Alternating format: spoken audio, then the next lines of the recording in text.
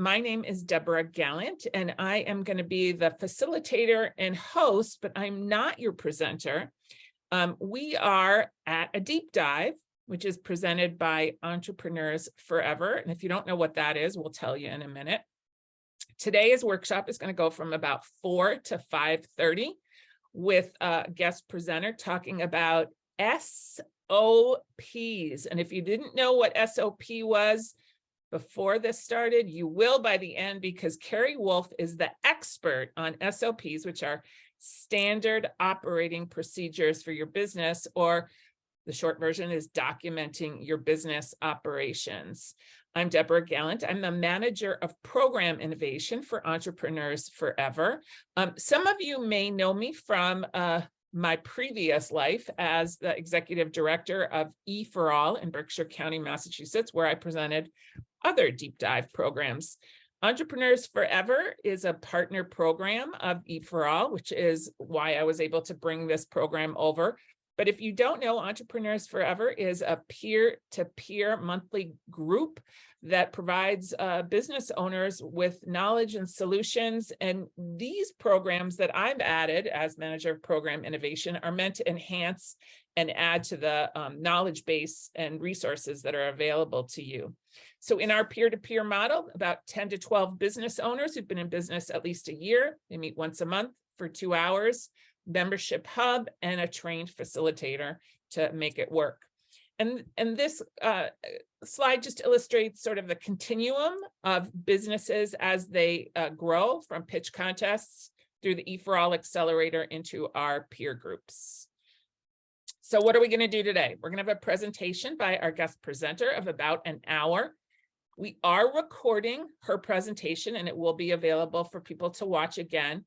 But then we're going to stop the recording and let you ask your own questions. This is an amazing opportunity. I don't know what Carrie charges by the hour, but here's the thing. You get to pick her brain for half an hour and not worry about it being recorded for time immemorial and everybody else to hear. So I'm going to ask you if you have questions as we're doing the first hour or so of the program. As long as they're general, we're happy to have Carrie answer them and make sure that everything's clear about the presentation. But if you have a specific question to your business, like who should I give access to, or I'm not good at Excel, or whatever you want to ask her about, you can ask that in the last half hour in a nice, safe way. So today's presentation does not take the place of getting professional advice from your own advisors. One of the things we don't want you to do is say, oh, I went to a webinar and now I know everything I need to know. This is especially true if there are legal or, financial implications, but it's true about today too. Today, Carrie Wulf from Wallingford, Connecticut will be our presenter. She's going to introduce herself in just a moment, but I just want to let you know about other programs that we're doing. The next deep dive is the 5 questions that determine the success of your web marketing. And all of the deep dives are archived as well. So if there's a subject that you missed, you can catch it later if you want. It's always available to you as a recording. And I hope I will see you next month. So I'm going to stop sharing. And I'm so pleased that so many of you are here. And Carrie, why don't you see if you can grab the screen share and you can take it from there. All right, so I want to make sure I share the right screen. And can you guys see my slides? We can. Well, it's loading. Now we see it. Yep, perfect. Okay, perfect. So hi, everyone. I'm Carrie Wulf. I am super excited to be here today. I was telling Deborah that SOPs I enjoy writing them. I enjoy building workflows. It's kind of my happy place. And I'm a little bit of the black sheep in that aspect because not everybody gets excited to sit down and write a 6-page SOP. I'm one of those people. So I am the owner of Wulf Den Professional Solutions located in Connecticut. I'm a certified virtual expert, a certified dashboard designer, workflow wizard, operations expert, SOP geek. And then in a former life, I was a professional volunteer. My husband was active duty for about 23, 24 years.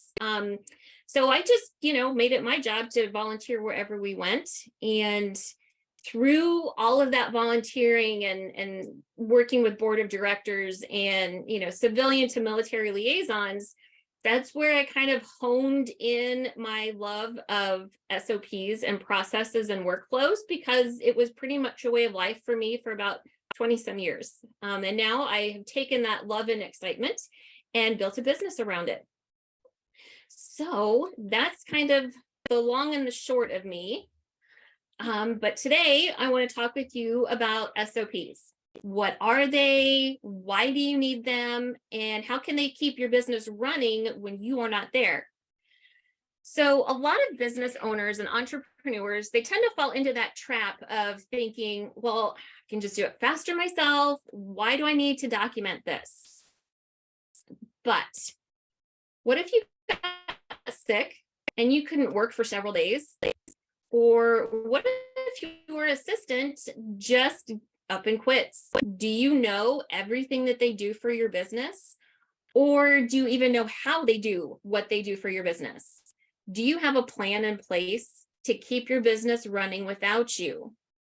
If you had to step away, is your business going to stagnate and fall further and further behind? Or is it going to thrive and continue to function and grow? So whether you're in a startup phase of your business, whether you're getting ready to bring on a team member, or maybe you're getting ready to scale up, it can really feel overwhelming when you have to sit and think about creating SOPs and documenting your processes. But the best part about having a documented and tested SOP is that lovely ability to have someone else do the task, and it gets done exactly the way you want it. And it takes it off your plate, which is going to give you more time to scale or work on developing new processes, work on developing new products. Being able to delegate by using an SOP is golden. So what exactly is an SOP? Well, for those of you that are unfamiliar with this particular alphabet soup acronym, SOP stands for Standard Operating Procedure. And at its most basic level, it's really just a document that has your instructions and your resources and the key players and the steps that are required to perform a task or a process. But when a lot of people hear SOPs, they tend to think of manufacturing or corporate America. But, small business owners and entrepreneurs, we need these SOPs too. Ours are just going to be in a different format. We don't have to have this big 15-page, 3-chapter SOP manual for one process. We can do things a lot simpler, but just as effective. So you might be thinking, well, do I really, really need to spend this time writing out how I do things? Because I'm sure you can think of probably 10 other things that you would rather be doing right now than writing an SOP. But are you going to benefit from writing your SOPs out and benefit from documenting everything? And that answer is a huge yes. You really should think of the time that you spend writing your SOPs as an investment in your business. A lot of times we'll invest in a course or a training or maybe a funnel template or something because we know we might not get to it right away, but we want to have that to refer back on. So we invest in those courses, we invest in those materials. The SOPs are an investment in your business because by getting it all written out and all documented, you're going to be able to refer back to that over and over and over again. But what are the benefits of spending the time and documenting everything? Well, a well-written and tested SOP is going to allow any team member or family member that might be helping you out to pick up that SOP document and perform the task. Having a precisely written how-to for a task or a process, it's going to allow you to delegate that job out and get it off your plate while also making sure it gets done correctly and the same way every time. It's also going to give you consistent client experience. If every interaction that a prospect or a client or customer has with you in your business, it leaves an impression on them. And if every single interaction they had with you gave them a different experience on a wide range, it's not going to be consistent with your brand. They're not going to feel like you know what you're doing because last time you did this, but this time you told me that. Really keeping that experience consistent is going to help build that loyalty and increase your know, trust, and like factor to continue growing your business. One of my favorite benefits is that it decreases my training time. When I've got everything documented in a process, it allows me to delegate that to a team member. It decreases the amount of orientation calls I have to do. It decreases how much I have to shadow what they're doing, how much I have to double and triple check their work, because I've got everything written out exactly how they should be doing it. And it helps you to be efficient and productive. If you want to take some time away, like maybe it's the holidays. Personally, I'm taking 2 weeks off for the holiday season, but my clients aren't going to suffer and their work is going to get done and my business is going to keep running because I have everything documented. And, as business owners, we want to make sure that we're taking time for ourselves. We're taking time to recharge. We're taking time to spend with our families, and heaven forbid we get sick. We can't stop things like that from happening, but we can be prepared for when they do. And you really cannot put a price on being prepared, especially when you are running your own business. And then finally, it does give you an aspect of quality control.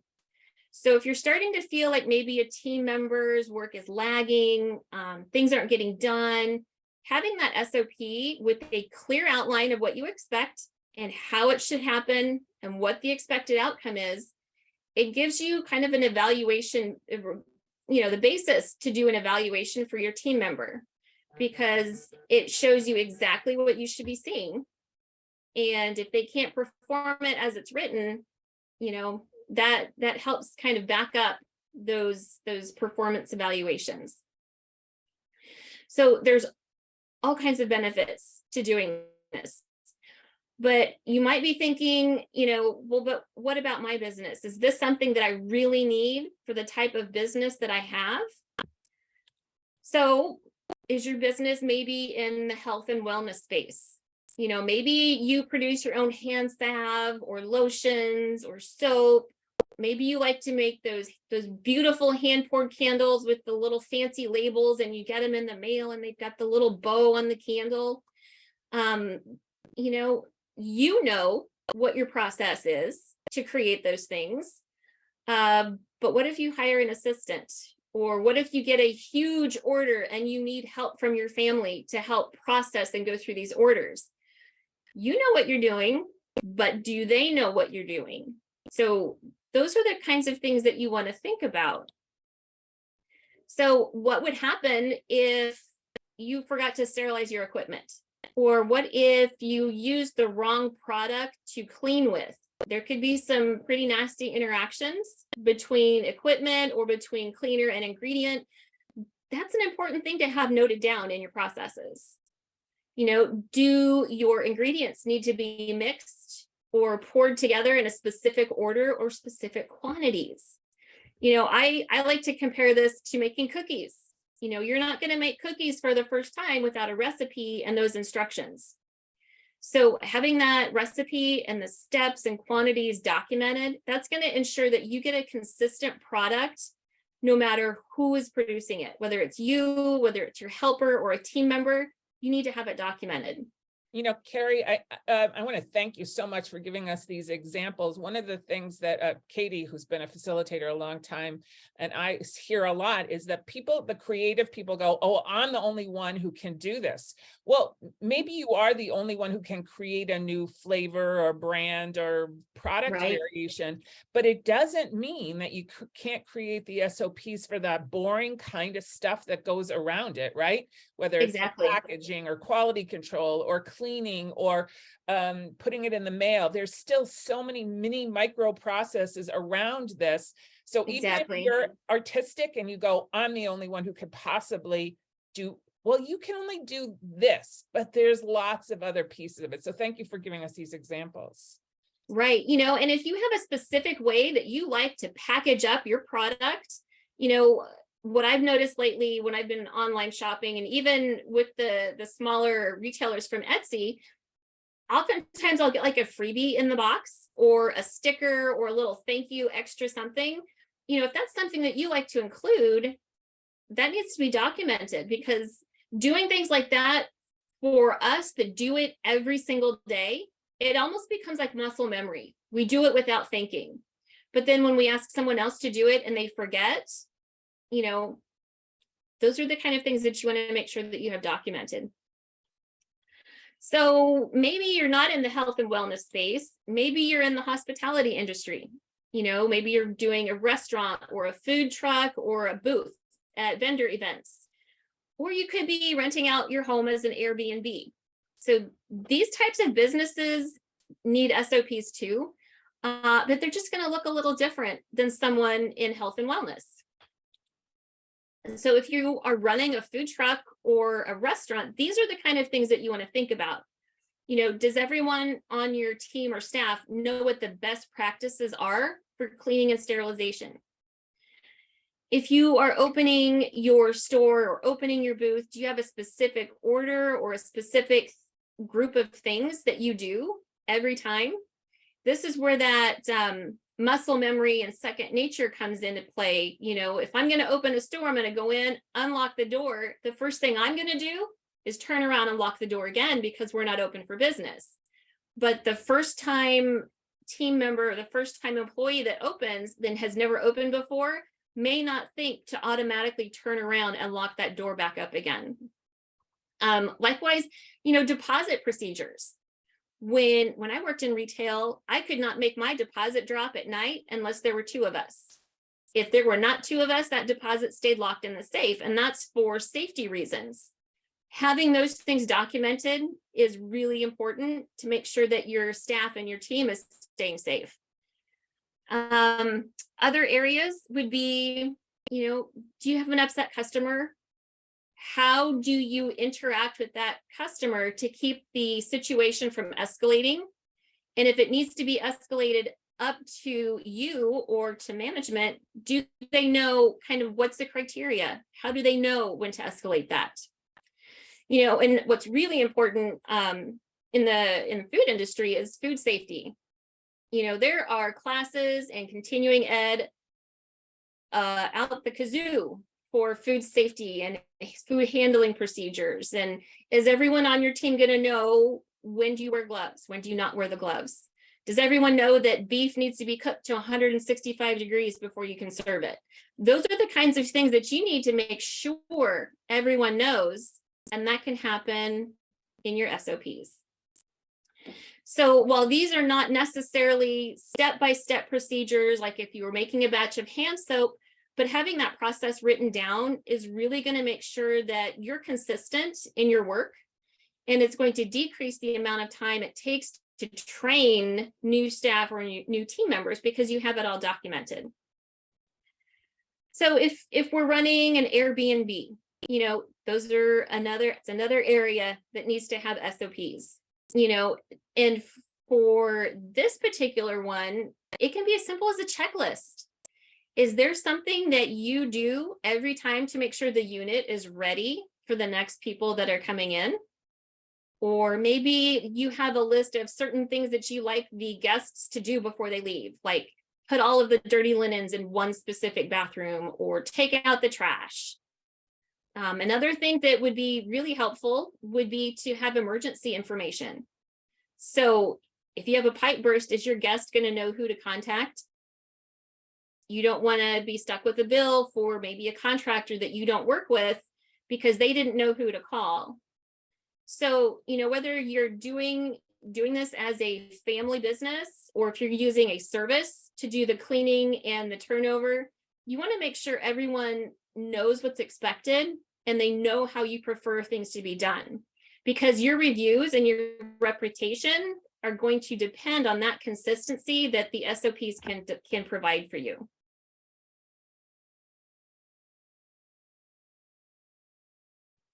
Excuse me. So maybe you're not doing a restaurant or an Airbnb, maybe you have a service-based business. These would be things like photographers, a wedding planner, maybe you put on festivals or you're a vendor event planner. You could be a consultant on site at any of these types of businesses. So these types of service-based business you're going to need your SOPs too. Yours, again, are going to look different than what a food service SOP might be, or what a hospitality SOP could be. Maybe you want to send proposals or contracts to a client. Is there a template that you use? Do you use the same wording every time? What's your method and frequency of follow-up?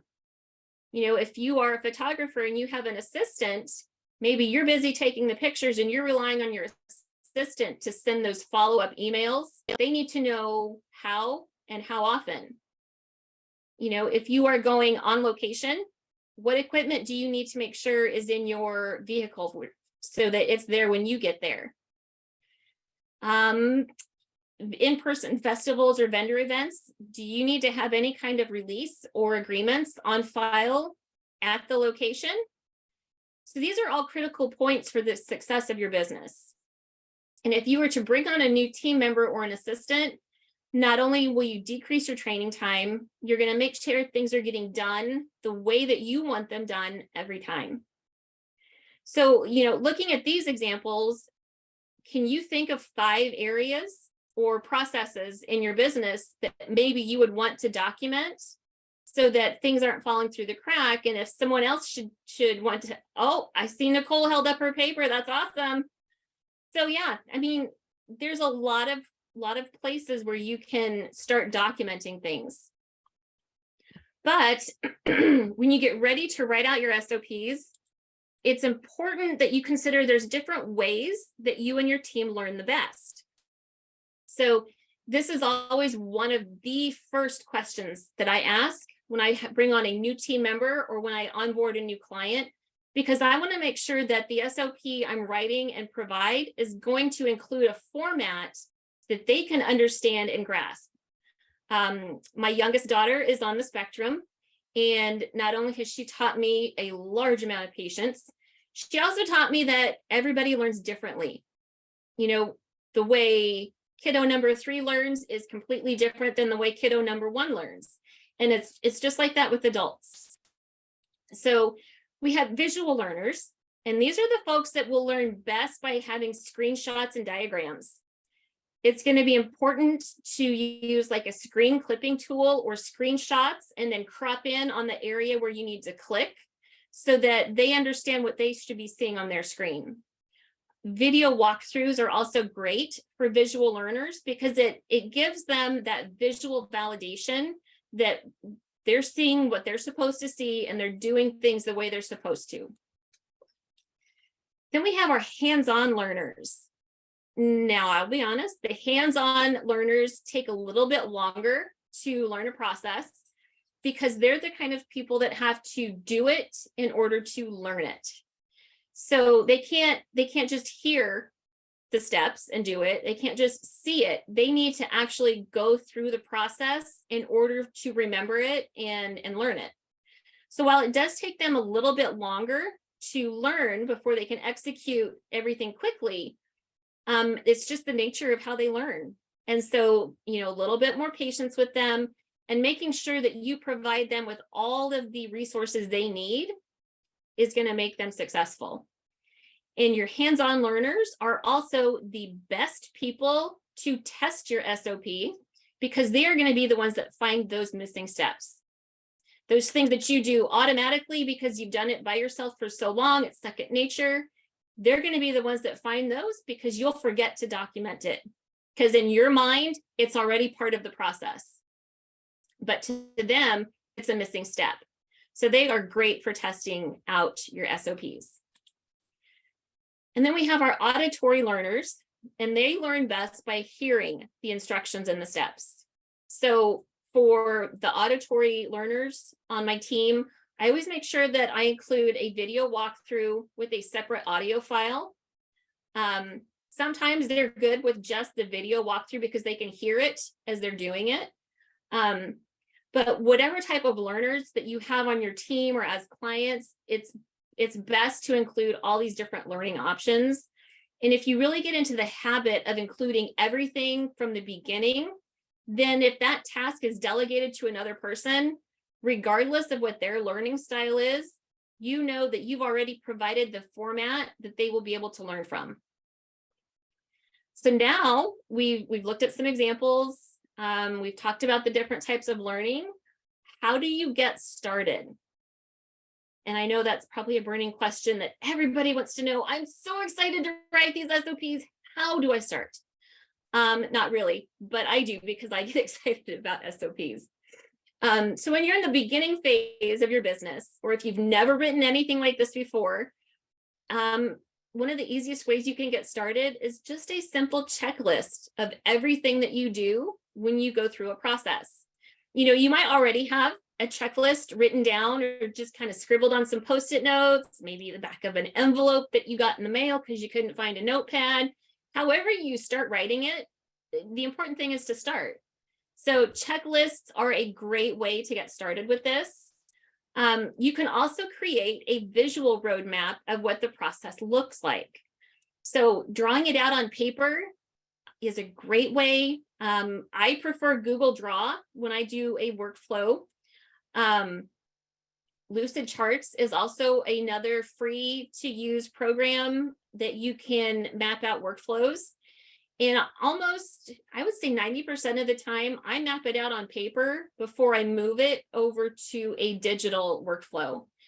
But having these visual workflows is really good for your visual learners, because you know they can watch your video and watch you do it, but for them to really understand how the different steps and different parts react and interact with the entire process, having that visual workflow really kind of lays it out for them so that they understand the process better.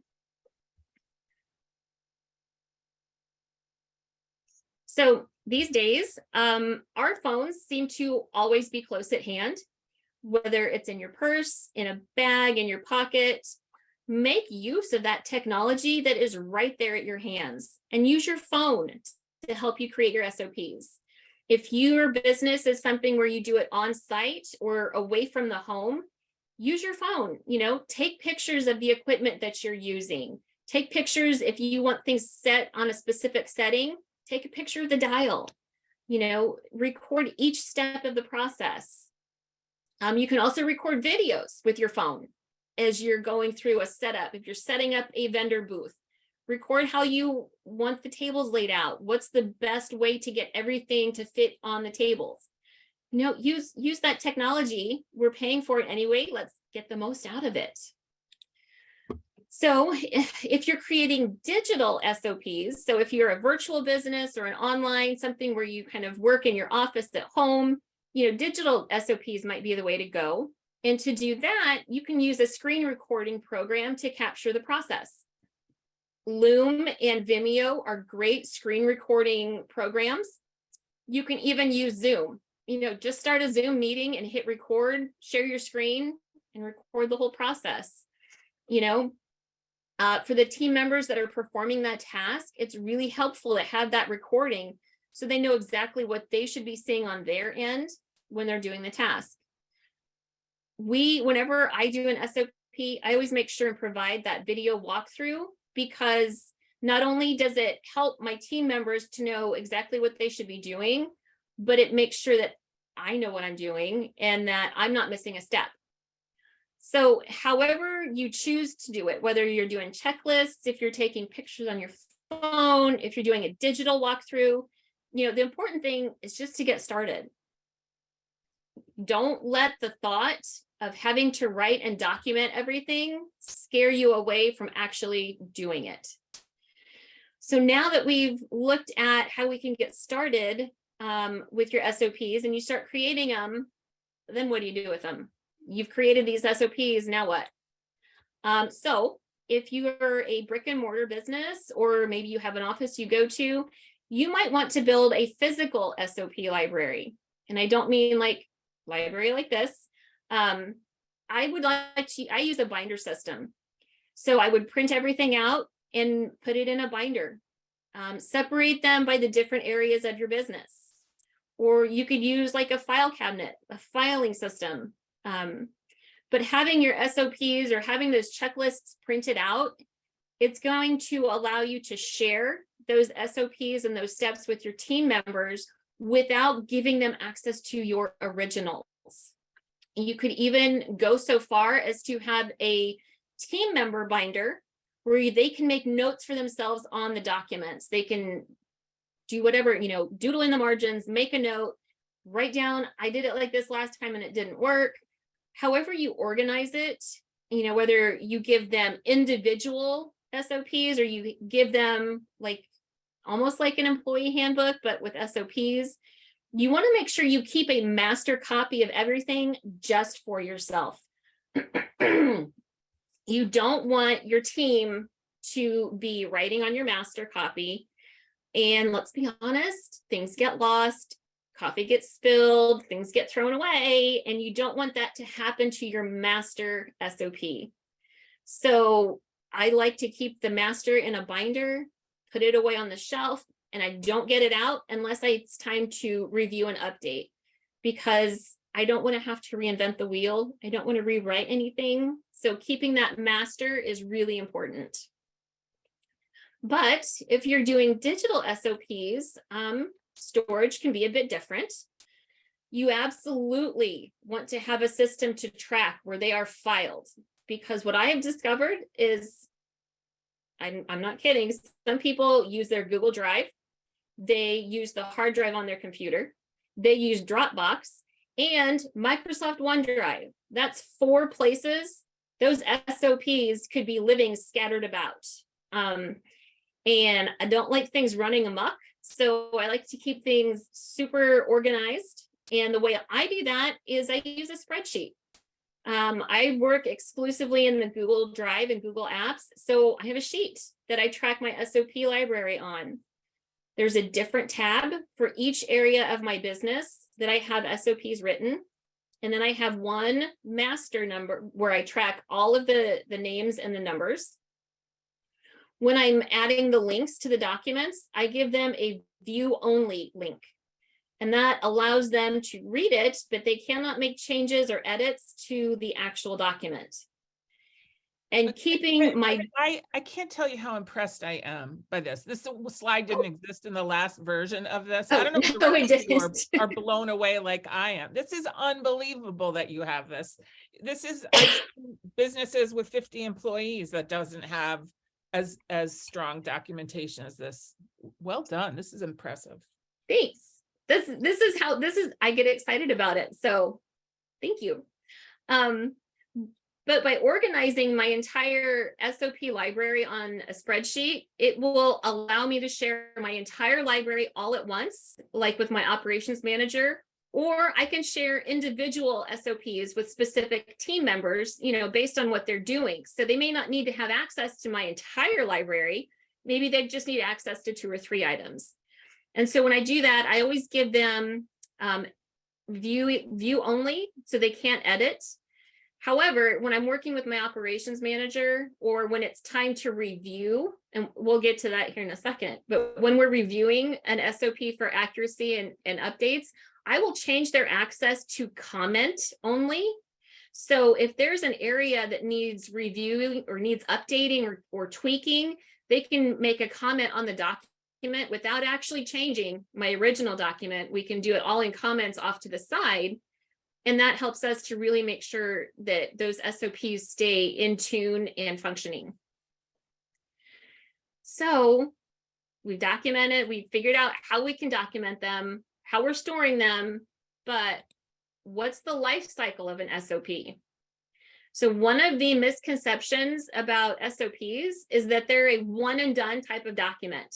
You know, once you write it, you don't have to mess with it again because you already wrote it once. A lot of business owners don't realize that their SOP goes through a process similar to a life cycle.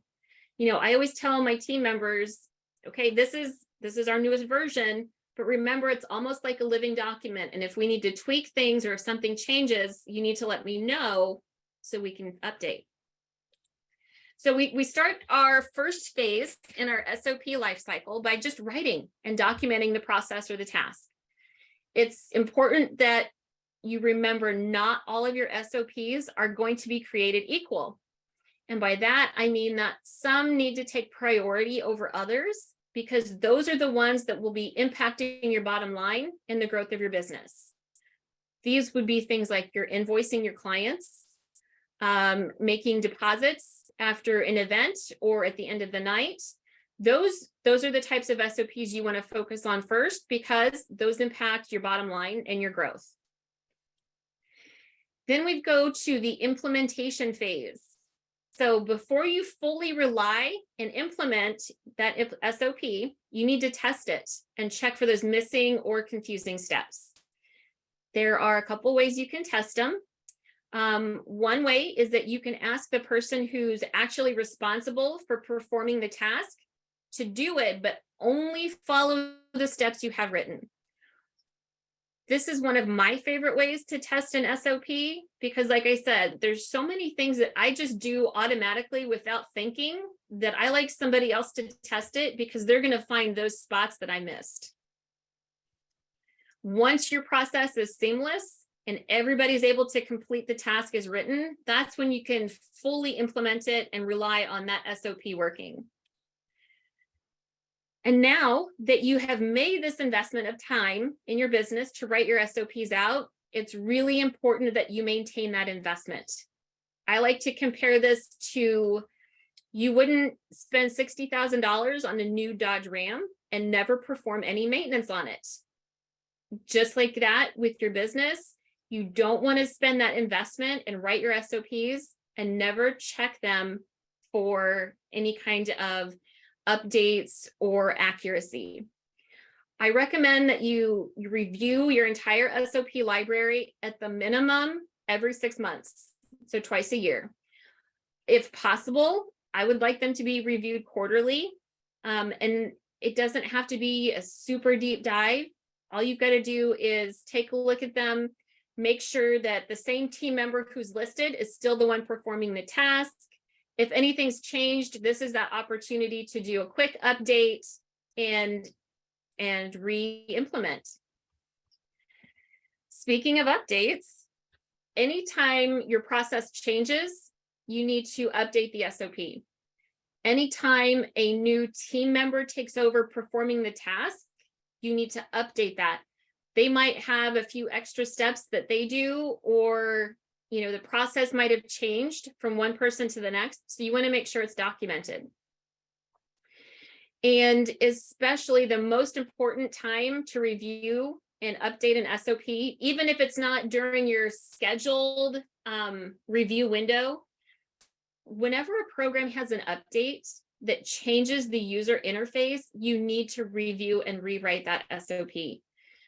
The last thing you want is confusion around a task because the screenshot or the video that your team member is seeing on their end is not matching your SOP. Technology is a constantly evolving beast. And anytime you get an email that, oh, Google Workspace has updated this or Slack has updated that, you want to make sure that your SOP is reflecting the current user end so that everybody's seeing the same thing. I would also add that when you make decisions about changes in your business, whatever it is, like you decided to take Venmo for payment as well, every Yes. time you make a decision like that, there's going to be implications that need to be Mhm. documented. So I don't know, maybe a big reminder sign on your front of your desk or something that says, will this impact my SOPs, so that you can keep it as up to date as possible. These are great tips. Thank you, Carrie. Yeah. So that's kind of your life cycle of the SOP. I want to walk you through what I consider to be the gold standard of writing out your process and procedure. I don't want you to get intimidated or feel overwhelmed, because like I said, you can start as easily as a checklist or a document that just, this is what I do, first, second, third, fourth. But this is what I consider to be the gold standard. Whether you're doing a digital SOP or a paper written checklist, you want to make sure that you include these elements. So what's important is your task name block. You want to make sure you write down what the name is of the process. Use a name that's going to make sense to everyone. Having an ambiguous name for your task that only makes sense to you is not going to help your business at all. You want to make sure it's clear and concise and everyone understands what we are doing. You also want to have a consistent naming convention to help you stay organized. Can you give me an example of what you would name? I mean, is this in case of emergency plan that you're writing? Is that what this SOP is for? Yes. Okay. Yeah. So I would write my business in case of emergency plan. I would not write what to do if I get sick or what to do if I'm in an accident. That's pretty ambiguous. You know, it's not going to make sense to everyone. So, you know, just make sure that you're naming it exactly what it is that you're doing. So this could be snow emergency plan. Yes. Okay. Yep. Absolutely. Absolutely. You want to have a consistent naming convention. You know, you can use numbers and letters, client initials. You want to use a naming and numbering system that makes sense to you.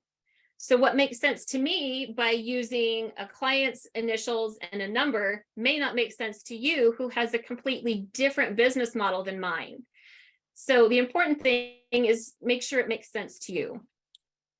You also want to note who's responsible for performing the task.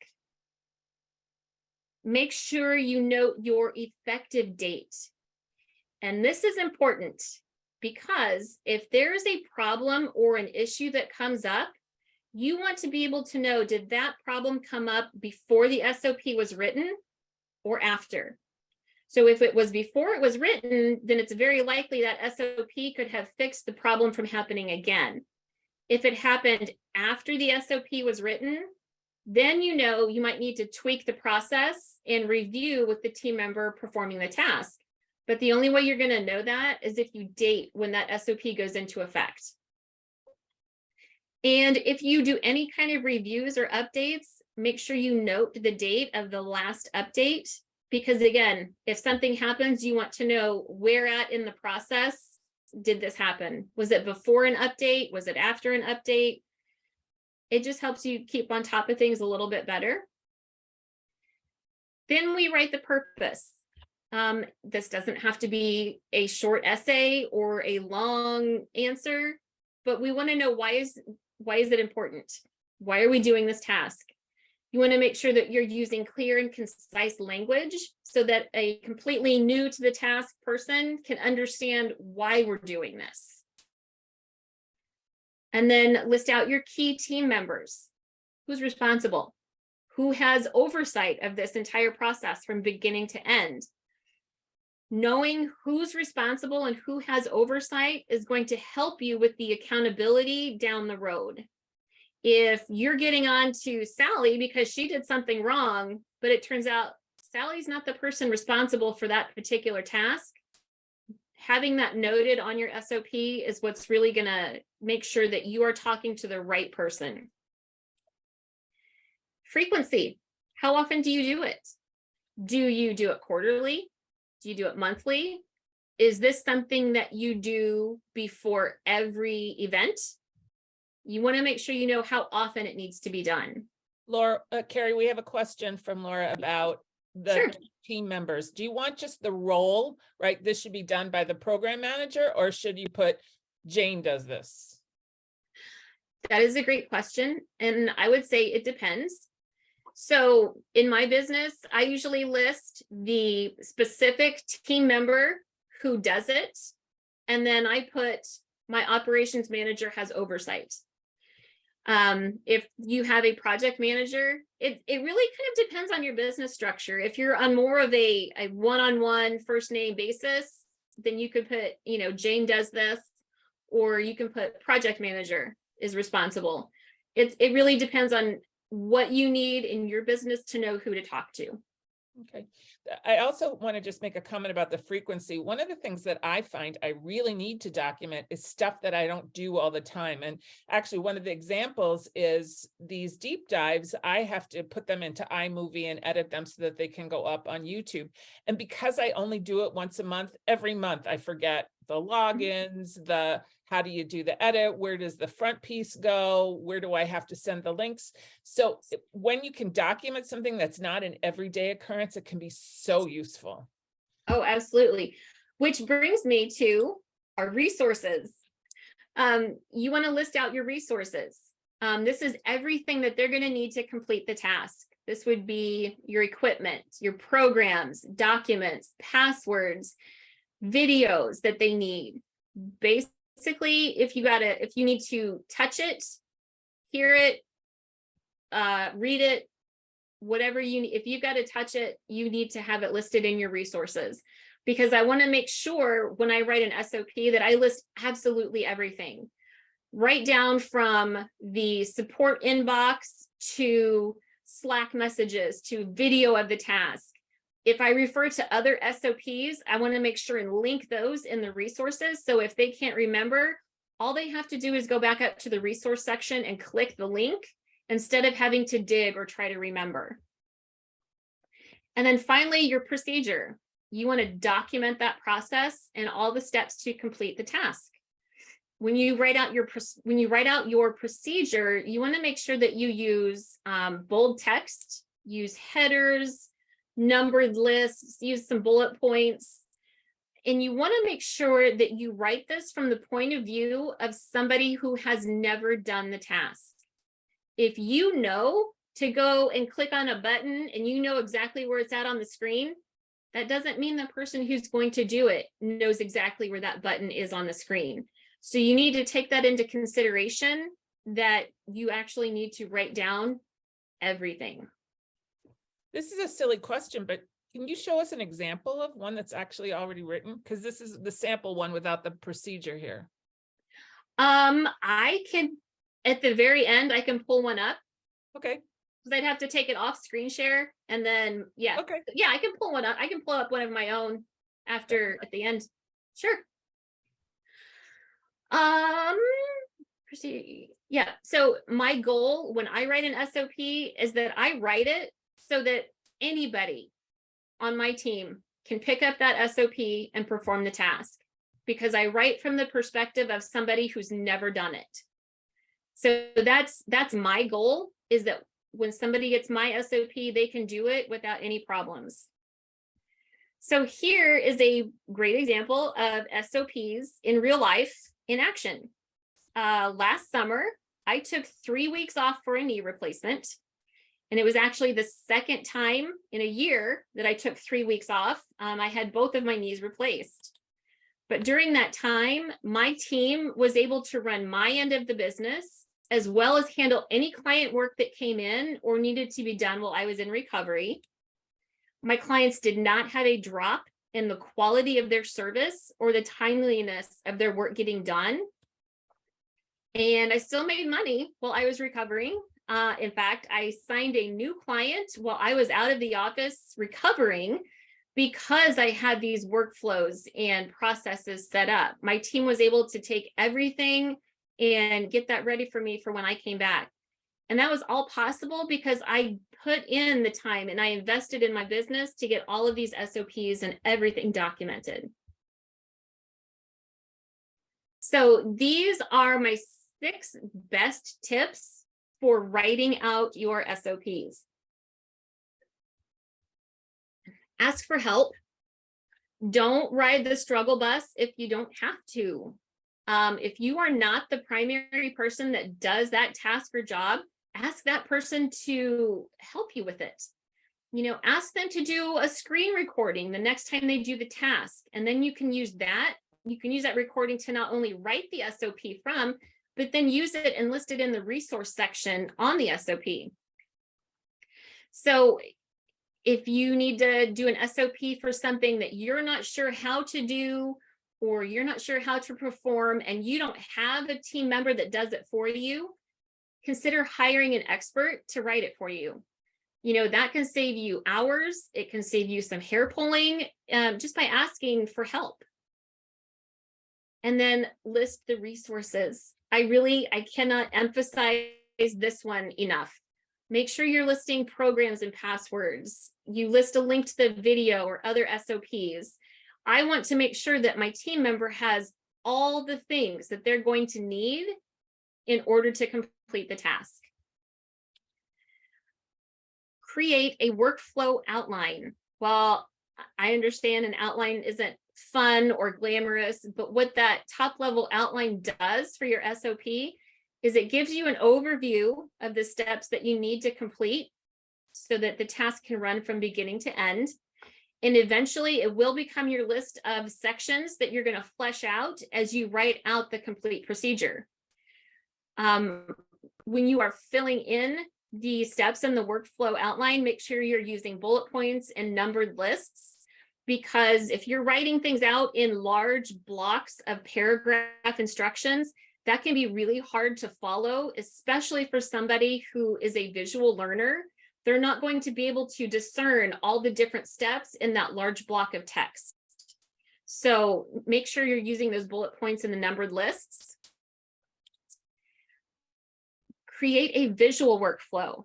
This is something that I do for every SOP that I write for a client. I prefer Google Drawings because they're easy to drop into my SOP because I'm writing it in Google Docs. But Lucidchart and Mind Maps are two other programs that you can use to make that visual workflow. Test. Before you rely 100% on an SOP, you need to test it. You need to make sure it's working. So like I talked about having somebody who's never done it before be your tester. The other way that I will test an SOP is I'll pull the SOP up on one screen, and then I'll do the task on the other screen, and I will make sure I follow only what is written. And if I find myself doing other things, then I jump back to the SOP and add those steps in. However you test them, find the method that works the best for you, and then use that to check all of your SOPs. And then finally, review and update at least every 6 months, quarterly if you can. Anytime a program changes, you need to make sure that you double check that SOP in case something changes. A great example of this one is that my webmaster switched out the SEO plugin on my website, which changed my entire SOP for how to load and SEO a blog post. So just by switching that one program, that changed the entire SOP that had to be reviewed and rewritten, because what my blogger is going to see in her screen is not what was written there anymore. So that's a great example of when you need to make sure you're updating. So I know that you've had a lot of information coming at you in the last 45, 50 minutes, but I don't want you to feel overwhelmed. A lot of people get stuck in that analysis paralysis, and they can't move past the thought of, oh my gosh, I've got to document so much. I don't even have the energy to deal with it. So my gift to you is that I have an ebook, Streamline Your Business Processes Using Your SOPs. And this ebook is going to walk you through the entire process, beginning to end, step by step. It goes really in depth about what the SOP is, the different types of them, how to identify the processes that you need your SOP for, and then how you can actually go about starting to write and build your SOP library. You know, I've got templates and diagrams throughout the book that will help guide you through the process. You can type in the bit.ly link into your browser, or you can use your phone and scan the QR code and grab the ebook from there. It'll come to your email as a download. Yeah. So if you're still feeling overwhelmed at the thought of writing out and documenting all of your tasks, like you have no idea where to start, you don't know what your workflow is or what it should look like, you don't have time for the investment, you know, you might consider outsourcing your SOPs to someone who specializes in writing SOPs and building out workflows. It'll save, in the long run, it can save you money. For example, if your hourly rate is, let's say, $60 and it takes you 3 hours to write one SOP, well, you just spent $180 of your own money to write an SOP. Whereas if you outsource it, you maybe could have gotten 2 or 3 in that same time frame. So it'll save you time. It'll Carrie, save you the hair can pulling. you help me understand? Yeah. Let's say I convince Katie, who's my supervisor, that we need to bring in an outside SOP consultant to document how to run deep dives. How do you work as an outside consultant to extract the information you need? It feels like it's all in our heads. How could we ever work with an outside consultant? Yep, I get asked that a lot. What I do when I'm working with clients that I'm doing SOPs for, I ask them to just do a recording of what they do. I don't ask them to, you know, document all the little minutia. There's a program called Tango, which can capture screen movements and document, that I like to use. A lot of times we will start and I will just have them walk through, like on a phone call, I will have them walk me through their entire process while I record the call and I take notes, and then I ask them to screen record the way they're doing it. And I take all of their information and all the questions, and then I turn that into an SOP. Interesting. All right. Do you want to finish up? And I'm going to let you stop screen sharing so you can locate something you feel comfortable sharing. Mm-hmm. So this was a lot. I'm impressed that like 24 of you are still hanging in there, because boy, it feels a little intimidating to think about this process. We're going to have another half hour of Carrie's time for her to answer your specific questions about your business, what you should document, how to get it documented. But we're going to give her just a minute or two, and she's going to do a share screen and just show us an example SOP, because I think it'll be really informative. So when you're ready. Yep. Let me pull one. Think.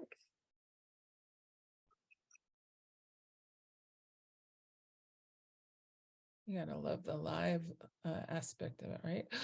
Putting her under the gun. I know. I want to make sure I find a good one for you. I think it's my blog publishing one, I think is. Okay, so let me rearrange my windows here. And I will pull these across.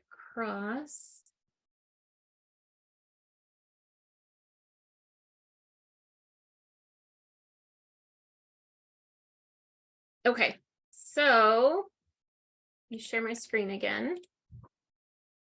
All right, so my webcam is on this screen, but I'm gonna be looking over here. So that's why I'm not looking right at you. A little bit bigger. I can. Better. How's that? Good. Mm-hmm. Okay, so on my SOP, I've got my logo. Here is my block, my my task name, blog post publishing and SEO. My number is WD. All my SOPs start with WD for Wolf Den, and then my number. And this is the older one. We did not get it updated yet. So here we've got the purpose, and we have a frequency, and then we've got procedure. This one is missing the resources question because I'm in the process of updating my library.